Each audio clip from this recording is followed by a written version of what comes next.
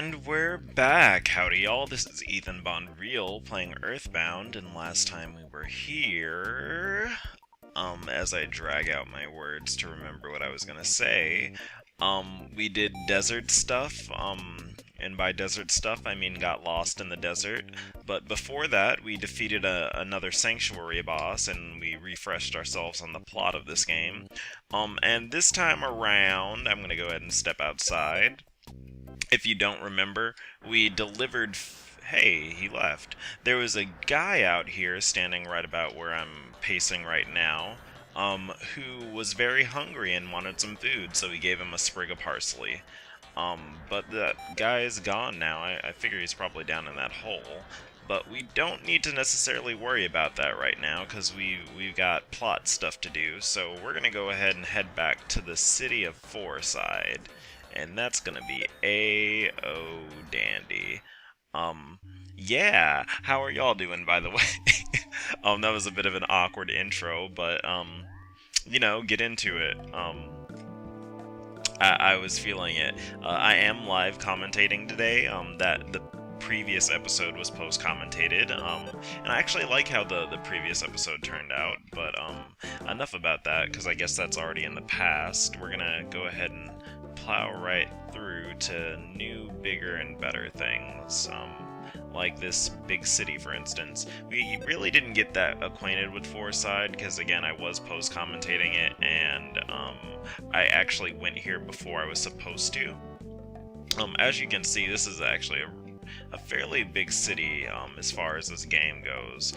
So we got several little plot points we need to go through here. For one, we need to visit this location, Tabola Theater, and have a talk with some people on the inside. Anyway, what do you got to say? Do you want to buy a ticket? Yes. Yes, I'll buy a ticket. Please have your tickets ready, okay? If you don't remember, when we went to the Chaos Theater, we actually had to select our ticket item instead of automatically flashing it. So here's the show ticket. Alright, the show will be starting any moment now, so let's go ahead and check this out here.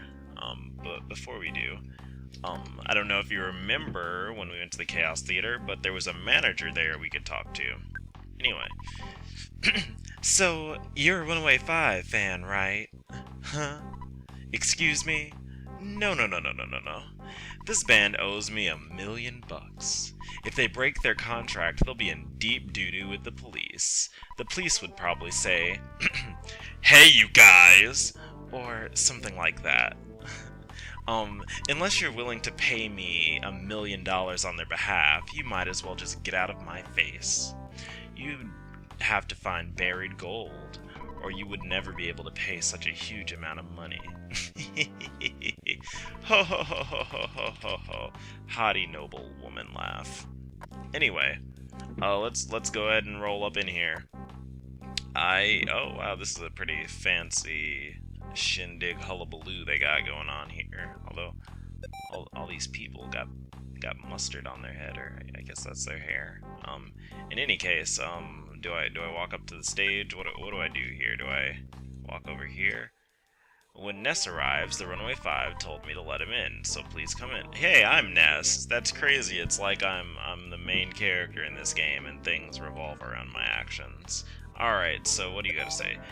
We owe you guys so much. Sorry.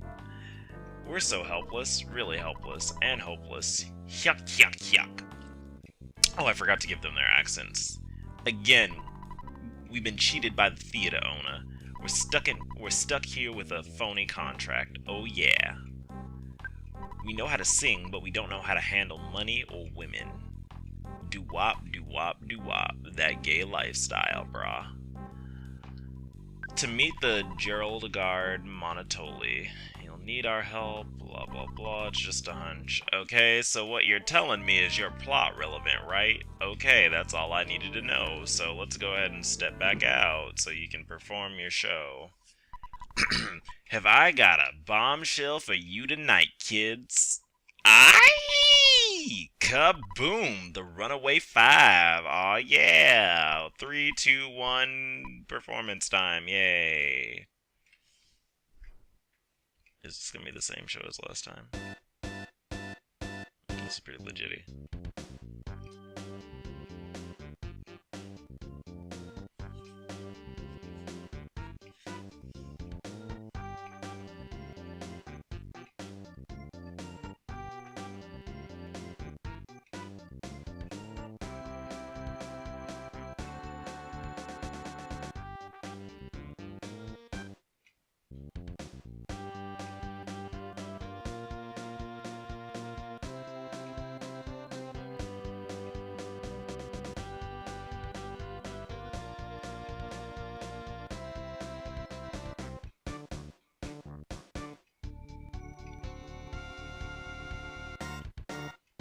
Okay. I like that how they have a single symbol just moving in the back. Not even a drum set, just a single symbol. That's pretty amusing to me. Part of me wanted to not talk through this, but then I remembered a lot of people have seen this game, and this is it's not like a it's not a life-changing performance. It's kind of cute though, but whatever. Yay for sprites moving. Although I guess that's what a video game is by itself, but those still manage to be enjoyable. In any case, am I supposed to talk to them again? I don't remember what their deal was. What do you want me to say? We're so hopeless. Okay. Okay, I hope this doesn't start another show, because I really don't want to sit through this. Damn it. Okay, I'm gonna cut the video. Alright, and we're back. Sorry about that, y'all. I didn't want to sit through that cutscene again. So, we're back here out in the city. Anyway, I'm gonna go ahead and let you know that this is post-commentary now. I came back after I started editing the video, and I realized that I didn't like my commentary for this next part of the video, so I just figured I'd redo it. Also, more importantly, my audio file was kind of fucked up, so I figured I might as well just redo it instead of editing further around the parts that were screwed up. But anyway, yeah, as far as Earthbound goes, or the plot, we should head back out of the city. We came to Forest-Eyed with a head full of dreams and a backpack full of chickens, and it turns out we're just not cut out for this city life with the wild parties and the bands and the Runaway Five running away and all that globbledy-gook. What we need to do is head back to the desert, back to simpler times when we were dodging buffaloes, and check on that man in his hole. Oh hey, a butterfly. Oh, thank you, butterfly, for relaxing us. It's always good to relax before some hole exploration. Anyway, basically what we need to do is we fed that dude last part a sprig of parsley, and he said he would help us out later. Well, it's time to actually already go ahead and check on that hole and check on how that guy is doing. If you couldn't catch on from the dialogue, he was actually excavating an area, and so his hole should be a lot bigger now. And we'll just dive right in there and reap the treasures that he has for us, hopefully. Anyway, let's see. I think it's back up here. Yeah. Okay. Oh, and we already got something to stroke ruffle. But anyway, luckily we're actually already to the hole. I didn't actually quite notice it, because it actually does get a lot bigger. If you don't remember, it used to be just a mine shaft. Now it's this giant gaping hole. Anyway, what do you gotta say? Okay. What about you? No problem here. Out walking the desert is making me hungry. Okay. Alright. So basically all these folks are just sitting around looking at the marvel of this man's, I need to stop calling it a hole, that sounds disgusting. His gaping shaft. No, mine shaft, there we go, yeah. Anyway, let's go ahead. Now, if you don't pardon me, we're gonna go ahead and explore inside here. Alright, but first, before we do that, actually we should probably heal up. If I didn't mention this at the start of this part, but if you talk to this dude inside this house, this place actually serves as a hotel, but for free, which is just the most adequate price ever. And by adequate, I mean great. So we're gonna go ahead and roll on in. This area of the game is actually kind of annoying, but before I talk about that, let's go ahead and get into this. Anyway, I didn't have a problem digging until this. I found a maze. Lots of monsters appeared, so I couldn't proceed. There's 5 big moles. If I beat the monsters, I can continue on. I think I'll have a bleeding ulcer from worrying too much. I'm helpless to really do anything. Well, luckily, you happen not to be the main character of this game, so you're probably not gonna do anything relevant. Let me go ahead and do it for you. Yay. Anyway, this is the coil snake. They're annoying. They poison you. I kind of recommend if you can just nuke them in one turn with PSI, freeze, alpha, and then Ness's attack, finishing them off. I'd go ahead and do it, because their poison status effect can be kind of annoying, and it persists outside of battle. And then, basically, it ends up being worth it, in my opinion. But there are a lot of these things in this cave, so I actually made it a point to just cut out all the future fights with them, because that's irrelevant. Anyway, also, if you don't remember, we're actually down here purging this man's hole of the moles that are living in his hole. And here goes, oh god, I forgot they just kind of run at you. We're gonna fight these moles here today. I'm one of the masters of this hole. There are 5 masters in all, but the rest are just try-hard nerds. We are all moles, of course. I believe I'm the 3rd strongest amongst them, but that doesn't really matter. See you later, noob. Alright, so we're basically about to fight this here mole here today.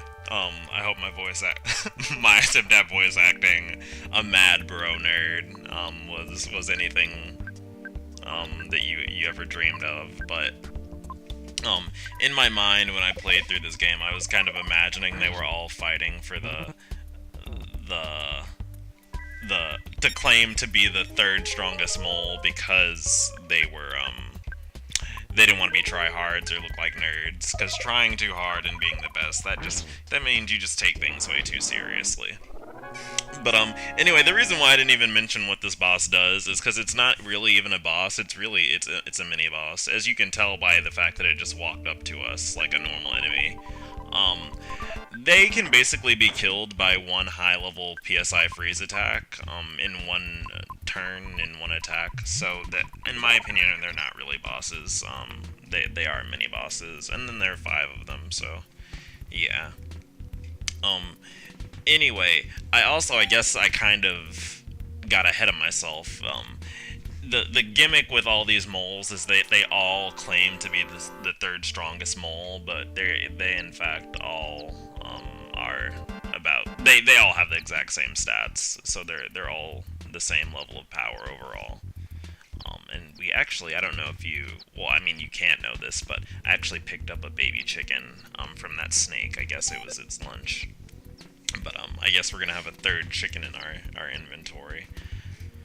But yeah, I just find that very amusing, and that cracks me up on League, where people when people are terrible and they get frustrated that they're terrible, so they're just like, LOL, I don't take this game seriously. I'd rather be playing Dota 2. Or, insert other game that they think they're good at. They're not, though. They're not. They're terrible. Badness is a... Never mind, I'm not even gonna get on that rant. But they're not. They're just noobs. That don't like to admit they're bad. Which is... There's nothing wrong with that. I mean, it's funny to me. But I just find it very amusing that people are, like, fighting to prove that they don't take something seriously just because they lost at a game. Like, it's a game, bro. It's okay if you're not doing great at it. Anyway. Okay, we got exit mice. That's dandy. First, we need to get rid of something in our inventory. I'm actually gonna free one of these chickens, just because I think 3 is too many. And again, I wanted to do like a running joke at the start of every episode with the damn chickens, but I just wasn't feeling it. It felt too scripted trying to run that in. I do take notes on these videos, like I like make general outlines before I start. But when I'm recording, I can't really read the notes. They're really just there to arrange my thoughts, and then if I come back and post-commentate something, I'll directly read the notes, but they like it's not like a script, it's just like a series of bullet points, or if I'm thinking through something in the day, I might write like a paragraph blurb to summarize everything I want to talk about in a video. But other than that, yeah, I would like to keep a natural flow. Although, honestly, looking at my notes now, it's taking up like 3 sticky notes. Although I guess sticky notes aren't that big, but um, we got several. It's really like 4 or 5 sentences, and then some bullet points, and then me remembering what we need to do this episode. But anyway, yeah, you probably don't want to hear about that. Um, as I mentioned before, this fucking area is fucking annoying as shit. There are enemies everywhere. The area is tight, so you can't avoid fights. And this pack of enemies, this setup with the 3 ducks and a noose man in the back, or the rope dude, it's very annoying because you can't automatically kill them, but they give, like, virtually no EXP, compared to the other things that are around at this point in time. And that's very annoying, because, you have to really explore this hole real well and probe around inside of it to flush out all the moles. Because if you don't remember, we got 5 moles to kill. And this hole's pretty big. And in fact, this was actually probably one of the few areas on my first playthrough of this. I didn't really use a guide. I just kind of meandered around where I actually had to crack open a guide, because I could have swore I killed all 5 of them, but it turns out it was only 3. Because it's really easy in some parts, because you enter and, because of going up and down of the mouth stuff.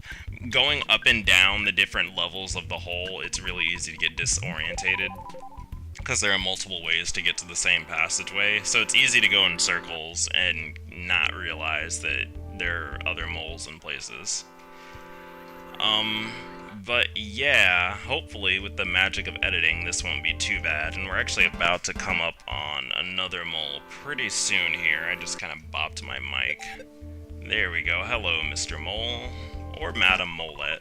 Anyway. I'm really the 3rd strongest master. I'll destroy you now. Mole, mole, mole, mole, mole, mole, mole, mole. 3rd best mole in North America. And check my stats on LOLKIng, please. Anyway, I'm just musing to myself. We're running about towards the end of... Oh, hey, I was exactly right. You can kill them with 1 PSI freeze and 1 Nest attack. But we're running around the end of the video here today. So I guess I should start doing the outro. Thanks for watching. I do think this episode was kind of boring. I didn't really talk about anything, but, you know, YOLO. I appreciate you watching this shit. Thanks for saying hi, Peeps Good. If you don't remember, the name of our chicken is Peeps Good. Well, one of them, anyway. And we're gonna stick with that. I might give it a Peeps Good, I don't know. But in any case, bye. See y'all later. Have a good one.